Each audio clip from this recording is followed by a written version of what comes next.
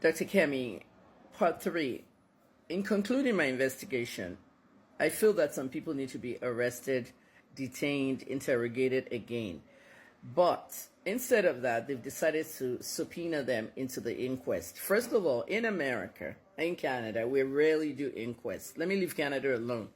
In America, the coroner is the medical examiner. Once they do that autopsy, they know what killed the person. To be sure that it's not something they ingested, drank, or ate, they wait 6 weeks for the toxicology test. That's how it's done in America. That's how I've always known it as done as a journalist, and I've done a lot of crime reporting and things. Now, the British like to do inquests, okay? Nigeria likes to copy the British system.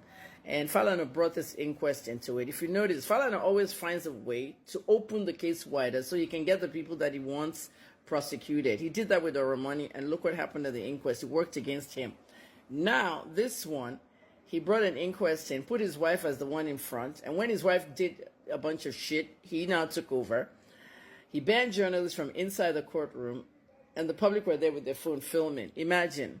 So the journalists don't really hear the details of what they should hear until the lawyer or somebody comes out and tells them after the court ends. That's why I had my own interns in there, okay, as part of the people filming and all that. That's why I've been able to give you this good coverage. Now, tomorrow is the inquest. I don't have anyone to cover it because I'm closing the case today. We've disbanded everybody. I thanked my interns. It was a year worth of work and $10,200, okay?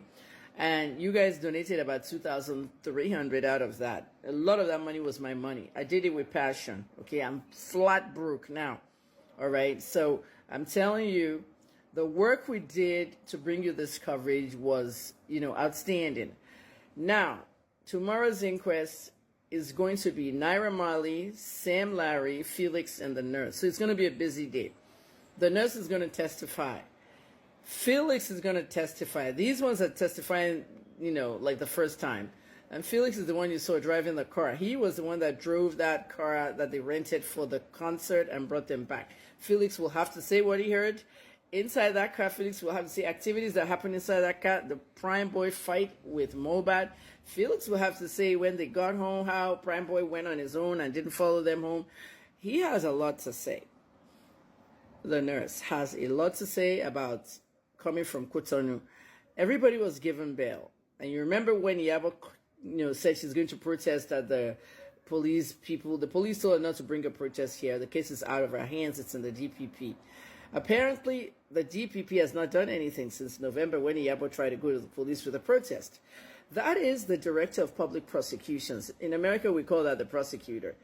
That's the person that will determine who is going to go to criminal court, who is going to be charged to criminal court. Now, that person might be rearrested and then given bail to be at home and come to court from home. These things are very lengthy in Nigeria. Trials in America could take like months, but it depends. This is an easy one. But Falana drags it by taking it to an inquest, which we don't do in America. In UK, they do it. The medical examiner does his job, tells the cause of death. They took an autopsy in September, and they took a toxicology to America. It can't be heard. Even Americans are laughing at us. A toxicology test takes 6 weeks. Okay, Mobile Zone took 8 months. And then they released everything. Upon all that, the wife never said a word. If you cared about your husband, you didn't even speak to the media. You didn't criticize what you saw. The mother of the victim didn't say a word. The mother and the wife didn't say a word. All they were doing was fighting over his property. So, they're not ready over there. And they just, really full of bullshit.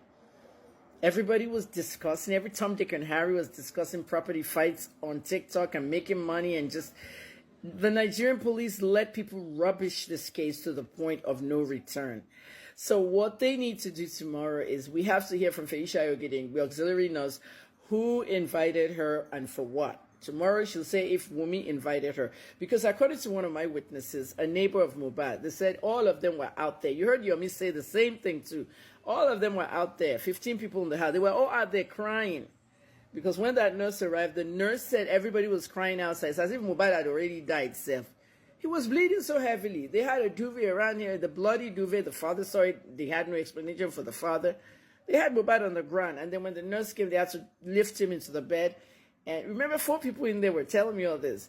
And then it started the drips and, all that stuff. Faye has to tell us what she came to treat. Was it a hand injury or a stab wound to the back of the neck? So that's very important tomorrow. Sadly, I won't be able to cover it because I've closed the case and I'll be watching it like you. And I've, of course, disbanded my interns. We have no money left. You guys didn't donate. You didn't do anything. So it's like it becomes a story of who sent you. You don't understand how independent journalists work. So I need to leave that stuff alone and move on with my life. I told you I'm changing my name. I'm moving to a new continent and I'm just fading away. So it's like, don't worry about me. I'm done. I just try to put my mouth in things I have to say about Nigeria because opinion journalism was one of the biggest things. Though I've retired in it, I just want to be doing my hobbies and digital content now on social media. My hobbies are aviation, evangelism, and of course cooking. So back to Mohbad. So Feishayo, is a witness, all right, and we need a lot from her. DJ Mami is a witness. Feisha sent her to the pharmacy each time. And she, he may not know what he went to buy. He may be holding a piece of paper to the pharmacy. But the pharmacy may need to be subpoenaed to the inquest. And this is something no one has done. Nobody has mentioned the pharmacy. The pharmacy needs to be invited to the inquest because remember the video I did 2 days after Mohbad died? I said NAFDAC is complicit to the death of Mohbad. Why is NAFDAC complicit? Because NAFDAC has really never regulated pharmacy. What would make a young man go to the pharmacy was a list of injectables sent to the pharmacy by a nurse and given without it, and just without the prescription, and they just buy it. Who are the pharmacists that sold that? Or if it's not a pharmacist, who is the pharmacy staff in that pharmacy near Mohbad's house that sold those drugs? So the pharmacy needs to show up at the inquest too, if they're going to do inquest forever. Okay, everybody's complicit to what killed Mohbad here.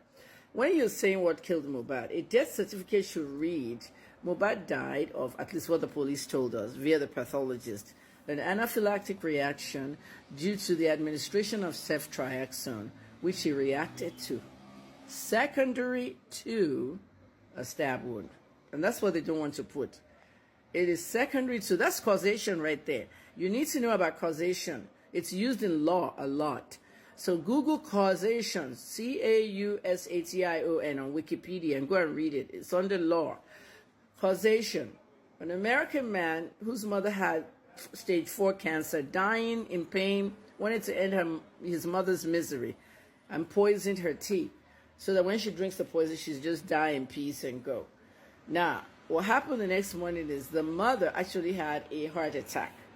When they did the autopsy for her, what caused the cancer is not what killed her. Okay, the heart attack killed her secondary to a complication with the cancer, not what caused it, a complication with the cancer. So it wasn't the poison that even killed her. The poison had not activated. But inside her system, the autopsy showed there was some kind of poison. So they thought she tried to poison herself. The woman herself put the stuff or whatever the sniper or rat poison is into a drink and drink it so she can kill herself. Sadly, okay, there was evidence that she didn't do it herself and that her son did it. Okay? And that information came through the fact that her son opened his mouth and told someone. And that person said, oh, he poisoned his mom to relieve her. And they arrested the son. Son confessed, got 1 year in prison. Okay, but they knew that it's not what. So her death certificate read a heart attack, okay, secondary to cancer. Okay, if the poison had killed her, it would say a heart attack secondary to poison. So I wanted you to know what secondary to means. So Mohbad's death is, first Mohbad died from, okay, Mohbad's death has to be a homicide because this is the reason why Feisha has to do at least 2 years in prison for manslaughter because she administered drugs. You can't administer drug. Even Michael Jackson's doctor did 2 years. You can't administer drug under circumstances that you weren't supposed to be practicing because she was not supposed to be practicing as an auxiliary nurse. So she should get 2 years there.